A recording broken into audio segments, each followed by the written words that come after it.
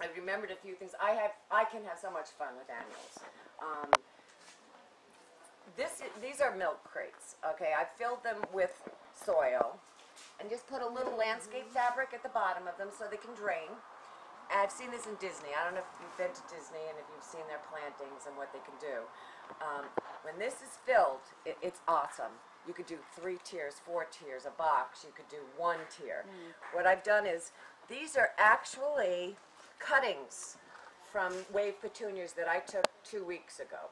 They have roots on them. They're small enough to stick into these pockets here. Okay, stick them in. There's soil in there already with your root in there. This will be a mass of wave petunias. Okay, what else I'll do is I'll put this whole side. I'm only doing 2 tiers, but I might do 3, 4, 5, or 6. I'm going to put some impatiens on this side because this will probably be a shady side of wherever it's being planted. I will put some on the top layer. I'll put some taller, different colored annuals on the top. These are bigger pots. It's not what you want to use for putting in these holes, obviously. They're too big. But they're great for your top layer. Don't ever be afraid when you're transplanting any annual. You see this particular plant here, and it's in the 4-inch pot. This can easily be broken up and made into two plants. People don't realize that. A lot of these are easy to work with. And just when you're doing that transplanting, just tickle your roots, and you can plant. I could have 2 plants in here with this, which I plan to do. Now this one I might not be able to do. It looks, I don't even know what it is, but it's pretty. Just see these pots, separate them. I can do it. See, you can see that it's doable. 2 plants. So I'll use these in this top planter. But as I said, these were cuttings from the wave petunias, a flat of wave petunias that I had. And You just put them in dirt? yeah, this is a regular medium. It's no special soil. It's a regular dirt. Keep them moist. They do need sun. This is actually a lot to put in here. This bottom is not filled, but I'm going to tuck a couple in here too. But see how easy it is to tuck them in these small spaces because it's newly rooted? And I'll put more soil in there. But I'm going to have fun doing all of this. Another thing that I like to do is, I don't know if anyone noticed the chair I had outside. Took an old chair.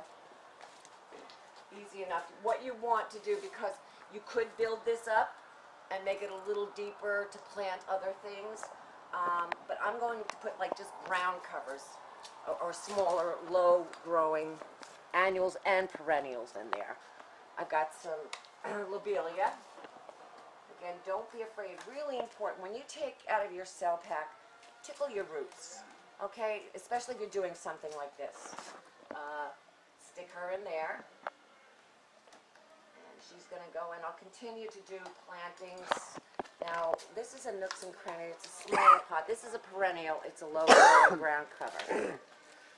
Again, see what I'm doing? Don't be afraid. I mean, if you're gentle, you're not tearing at them, this too can be broken up. Okay? Going to place it in here. And what I will do, once I plant them, I will put a sphagnum moss on top of it to help keep the moisture in. And then most likely I'll put this over here, and then this over here. And I can put begonias in there. I can put thyme in there to drape. And the begonias to color.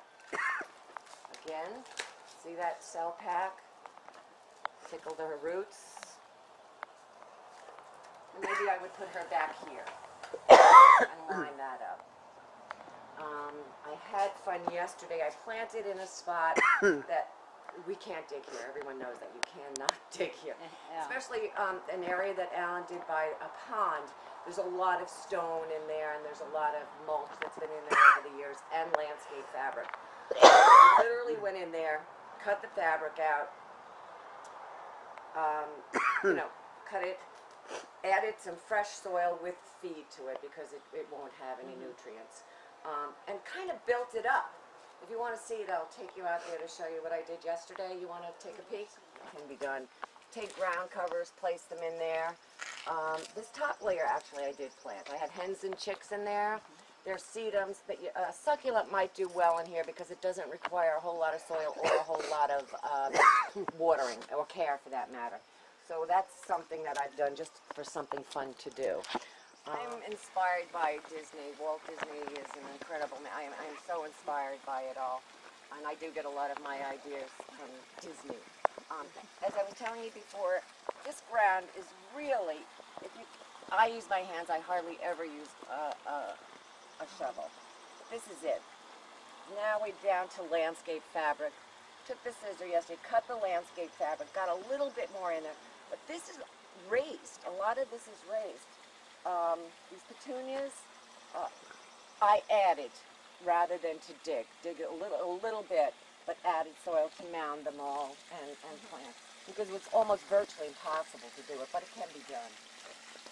I started a little pumpkin patch yesterday over there. Those are pumpkins that I started when I was doing my seedlings. I got them planted, and I'm in hopes that I'm going to have the giant pumpkin for the contest that we're having in the fall. But actually, I can't. Now, I wanted to show you some sunflowers. I have fun with sunflowers. They really want to be planted, and in the past, I've tried to plant them in the soil, and it doesn't work. And I can't even mound because they dry out so fast. So I'm just in hopes they'll sell, and somebody will find a good planting base for them. But I love sunflowers. Now, your chair, how often do you have to keep that moist? You have to spritz it, but the sphagnum moss and the rain, actually last night's rain was wonderful because I didn't have to water it, but that sphagnum moss keeps it really moist. Oh, it will. And there's different kinds of moss. In that one I have a green one that it looks like it's all live, but it's not. Not 90% of it is, but that green base is a green sphagnum moss, which you don't see often, but I use that. Another thing I want to that is, that's too big to get through those holes. So you want to get whatever you're planting while they still are similar to what I have here on my wave petunias. So I would assume that you would pre-soak that. Do you have to That's dip it in the trick something? with that. And that's very important. People don't realize that water has to be soaked. Even those, you ever see the back? Soak that. Once you get that soil in there, the backs come off to these wreaths.